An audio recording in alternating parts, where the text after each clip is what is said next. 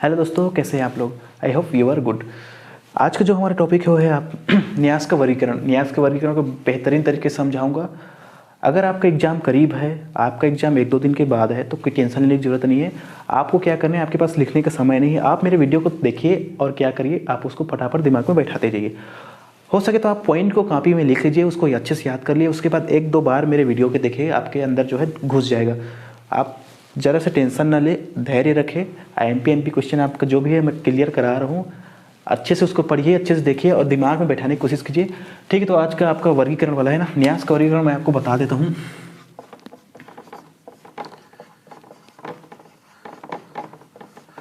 ठीक है, न्यास का वर्गीकरण। न्यास को तो अभी बताने की जरूरत नहीं क्योंकि टाइम भी नहीं है और न्यास को मैंने बता दिया है पिछले वीडियो में। तो देखिए, न्यास के वर्गीकरण को समझते हैं। देखिए, न्यास के वर्गीकरण को 6 तरीकों से बताया गया है। न्यास के वर्गीकरण को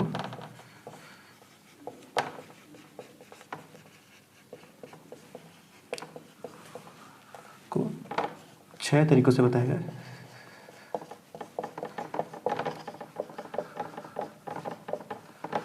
एक एक करके सबको आपको बता रहा हूं। पहला, ठीक है, पहला मैं लिख देता हूं आपको। पहले सारी चीज़ों को लिख लेता हूं। पहला है आपका उद्देश्य के आधार पर। उद्देश्य के आधार पर। उद्देश्य के आधार पर बस याद करते जाइए, दिमाग में बैठा जाइए। दूसरा है आपका कर्तव्य के आधार पर। कर्तव्य के आधार पर। तीसरा है आपका औपचारिकता के आधार पर। औपचारिकता के आधार पर, ठीक है। चौथा है आपका प्रतिफल के आधार पर। पांचवा है आपका दायित्व के आधार पर। और छठवा है आपका व्यक्त करने का ढंग।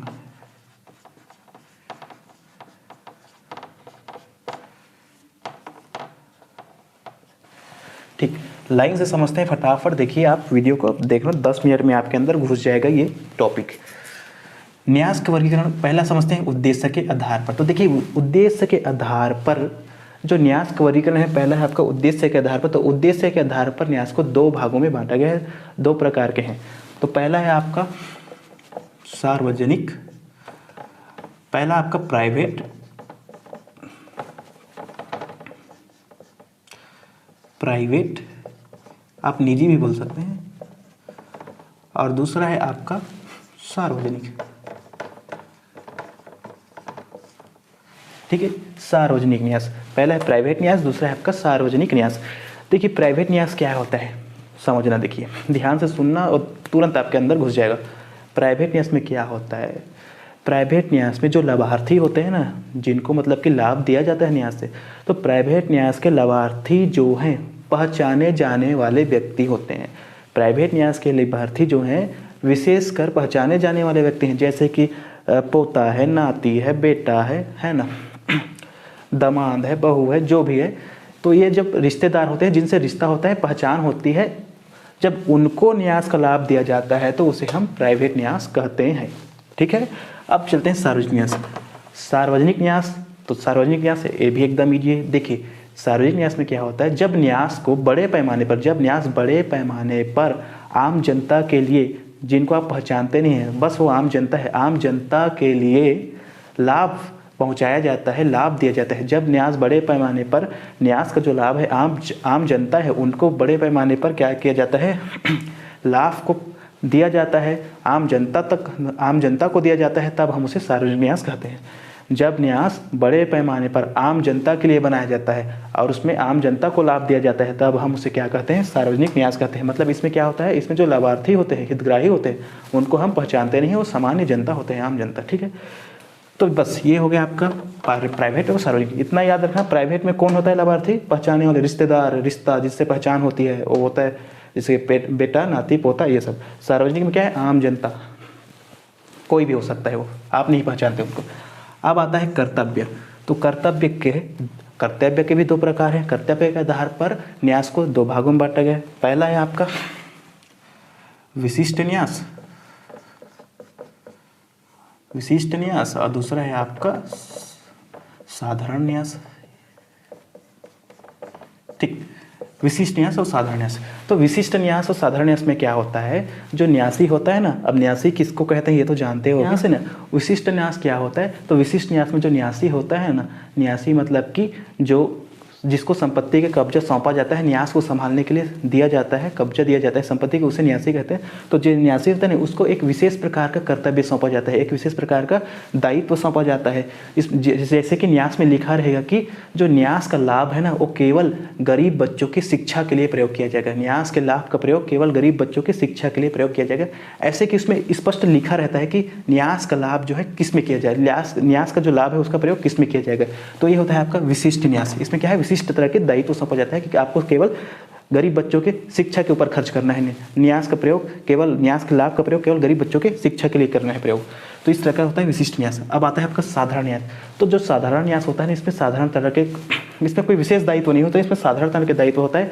इसमें कह देता है कि आप जो है न्यास को संभालिए और न्यास का लाभ जो है हितग्राहियों को दीजिए।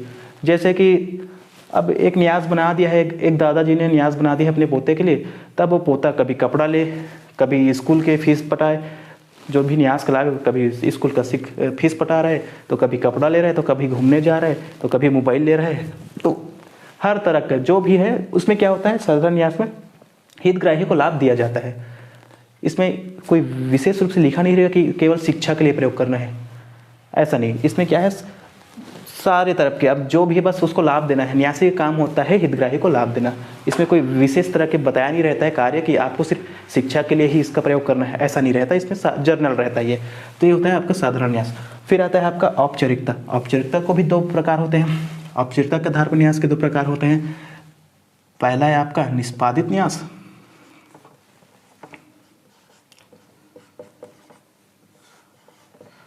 और दूसरा है आपका निष्पाद्य न्यास। निष्पादित न्यास और निष्पाद्य न्यास। निष्पादित न्यास और निष्पाद्य न्यास। तो देखिए निष्पादित न्यास क्या होता है और निष्पाद्य न्यास क्या होता है, ध्यान से सुनिए, दिमाग के अंदर घुसाइए, लिखने का टाइम नहीं है, ठीक है। निष्पादित न्यास क्या होता है, तो देखिए जब न्यास को पूरा होने के लिए, जब न्यास को पूरा करने के लिए सारे काम हो गया है, जब न्यास को पूरा करने के लिए सारे काम को पूरा कर लिया जाता है, तो हम उसको निष्पादित न्यास कहते हैं, ठीक। और निष्पाद्य न्यास कहते हैं जब न्यास को पूरा करने के लिए कोई शेष कार्य बचा रहता है, तो हम उसको निष्पाद्य न्यास कहते हैं। एकदम ये कुछ नहीं है। निष्पादित न्यास क्या, जब न्यास को पूरा करने के लिए सारे काम पूरा हो जाता है तो हम उसको निष्पादित न्यास कहते हैं, और जब न्यास को पूरा करने के लिए कुछ शेष काम बचा रहता है हम उसको निष्पाद्य न्यास कहते हैं, ठीक है। ठीक, चौथा आता है आपका प्रतिफल। तो प्रतिफल के भी दो, प्रतिफल के आधार पर भी न्यास के दो प्रकार हैं। पहला है आपका प्रतिफल के बदले न्यास, प्रतिफल के बदले न्यास, और दूसरा है आपका स्वैच्छिक न्यास। ये भी एकदम याद है, बस ध्यान से सुनिए, आपके अंदर घुस जाएगा।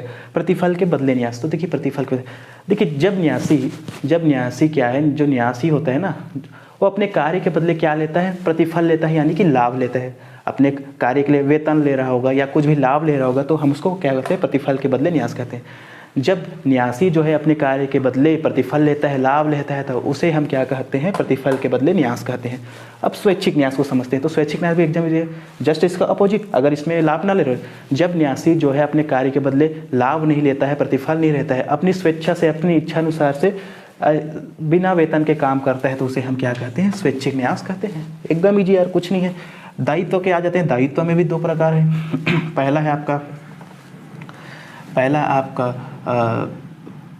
पूर्ण दायित्व, और दूसरा है आपका सीमित दायित्व वाले न्यास। पहला है आपका पूर्ण दायित्व वाले न्यास, दूसरा है आपका सीमित दायित्व वाले न्यास। पूर्ण दायित्व वाले न्यास क्या होता है, एकदम ईजी, कुछ नहीं है। पूर्ण दायित्व वाले न्यास में क्या होता है, जब न्यासी एक ही व्यक्ति है, कोई न्यास बनाया गया है, अब एक ही व्यक्ति है, जैसे कि एक दादाजी ने अपने पोते के लिए न्यास बनाया, अब उसमें न्यासी जो है एक ही व्यक्ति रखा है, एक ही व्यक्ति को कहा है कि भाई आप मेरे पोते के न्यास जो है उसका खर्चा जो है मेरे पोते के लिए करना, न्यास के लिए आपका खर्चा मेरे पोते के लिए करना, एक ही व्यक्ति उसमें।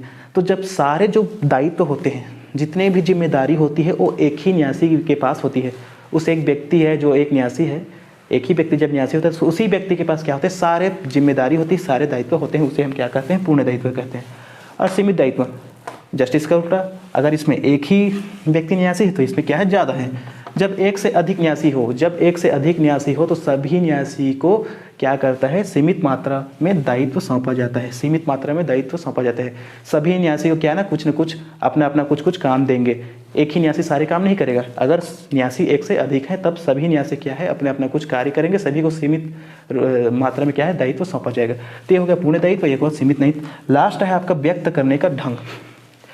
बस दिमाग में घुसाते जाइए, ये भी 2 प्रकार के हैं, बताता हूँ आपको, कुछ नहीं। दूसरा है आपका अभिव्यक्त न्यास और दूसरा है आपका विवक्षित न्यास। कुछ नहीं है, एकदम इजली याद हो जाएगा, बस ध्यान से देखिए और सुनिए क्या कह रहे हैं। आपका व्यक्त करने का ढंग, इसमें भी 2 प्रकार के क्या है, 2 प्रकार के न्यास है, अभिव्यक्त और विवक्षित, अभिव्यक्ति न्यास और विवक्षित न्यास, अभिव्यक्त न्यास और विवक्षित न्यास। ठीक है, एकदम इजी, कुछ नहीं है, बस थोड़ा से ध्यान देकर सुनिए और याद हो जाएगा। अभिव्यक्त, तो देखिए इसमें ऐसा न्यास आता है जिसे लिखकर या बोलकर व्यक्त किया जाता है, तो उसे हम क्या कहते हैं, अभिव्यक्त न्यास कहते हैं। इसमें कैसा न्यास आता है, इसमें ऐसा न्यास आता है जिसे लिखकर बोलकर अभिव्यक्त किया जाता है, उसे हम क्या कहते हैं, अभिव्यक्त न्यास कहते हैं। जिसमें लिखकर बोलकर व्यक्त किया जाता है, इसमें ऐसा न्यास आता है जिसे लिखकर बोलकर व्यक्त किया जाता है, उसे हम क्या कहते हैं, अभिव्यक्त न्यास कहते हैं। और इसमें ठीक है विवक्षित न्यास भी बहुत ईजी है, एकदम आपके दिमाग में घुस जाएगा। देखिए आप ध्यान से सुनिए, विवक्षित न्यास क्या कहता है। विवक्षित न्यास में ऐसा न्यास आता है जो कहीं पर भी लिख कर या बोल कर व्यक्त नहीं किया जाता। विवक्षित न्यास में कैसा न्यास आता है, इसमें ऐसा न्यास आता है जो कहीं पर भी लिख कर या बोल कर व्यक्त नहीं किया जाता, लेकिन उसके सारे कार्य क्या होता है, एक न्यास की तरह ही होता है, सारे काम क्या होता है, न्यास की तरह ही होता है। तो ये था आपका विवक्षित न्यास। अब खत्म हुआ आपका ये चैप्टर, 2 मिनट का खेल है, कुछ नहीं है, बस ध्यान से सुनिए और अंदर घुस जाएगा। 9 तारीख का एग्जाम है, टेंशन ना लीजिए, बल्कि आप इस पर ध्यान दीजिए, तो आपका क्या होगा, एग्जाम में आप तो अच्छे से अंक ला पाएंगे। ठीक है, आपका अवसान और विखंडन का भी क्वेश्चन कल मिल जाएगा, टेंशन मत लीजिए, बस आप इन सबको पढ़ते जाइए। ठीक है, थैंक यू वेरी मच, मिलते हैं नेक्स्ट वीडियो में।